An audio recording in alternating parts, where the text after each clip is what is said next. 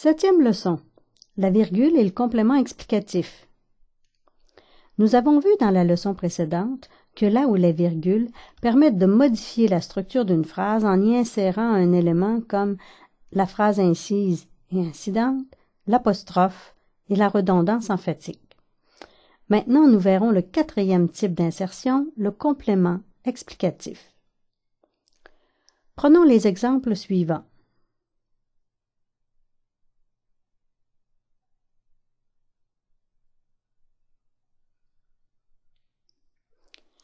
Les groupes de mots en rouge sont des compléments explicatifs, c'est-à-dire qu'ils complètent un nom ou un pronom en ajoutant une information qui n'est pas essentielle.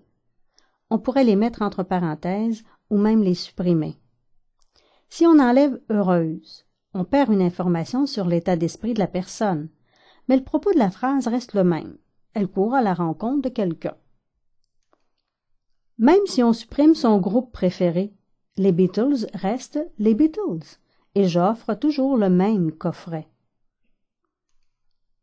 Si on efface le commentaire de l'auteur sur l'été, qu'il trouve toujours trop court, on ne change rien au fait que l'été fait la joie des écoliers.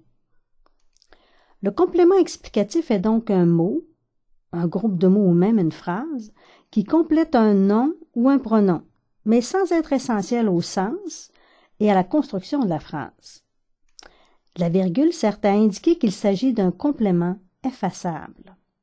Selon sa place dans la phrase, il est soit suivi d'une virgule, soit précédé d'une virgule, soit encadré de deux virgules.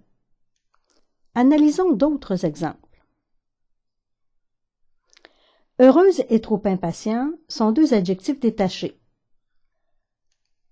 Le premier est complément du pronom « elle » et le second, complément du nom « Francis ». Comme ils sont non essentiels, on les détache par une ou deux virgules. La directrice des études et le groupe qui a marqué son adolescence sont aussi des compléments du nom détachés. Comme ils sont l'équivalent du nom qu'ils complètent, on dit qu'ils sont en apposition. Madame Como est la directrice des études. Les Beatles sont le groupe qui a marqué son adolescence. On remarque que le second groupe en apposition contient même une phrase subordonnée. Dans cette phrase-ci, le complément explicatif du nom « chat » est construit autour du participe passé « effrayé ». Effrayé par le bruit du tonnerre est une participiale exerçant la fonction de complément explicatif.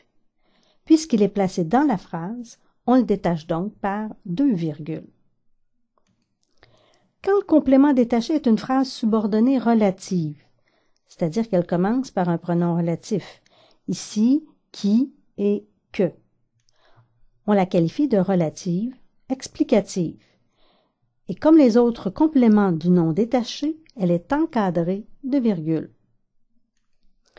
Dans tous ces cas, le complément explicatif du nom ou du pronom est détaché de la phrase par une ou deux virgules parce que l'information qu'il apporte n'est pas essentielle à la construction ni au sens.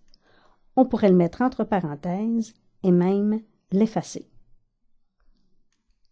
En résumé, la virgule sert à marquer l'insertion d'un complément explicatif du nom ou du pronom dans une phrase.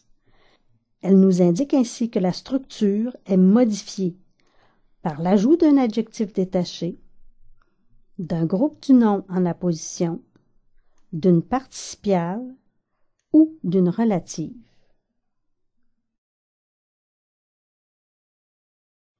Dans la prochaine leçon, nous reviendrons sur la relative explicative pour mieux la distinguer de la relative déterminative.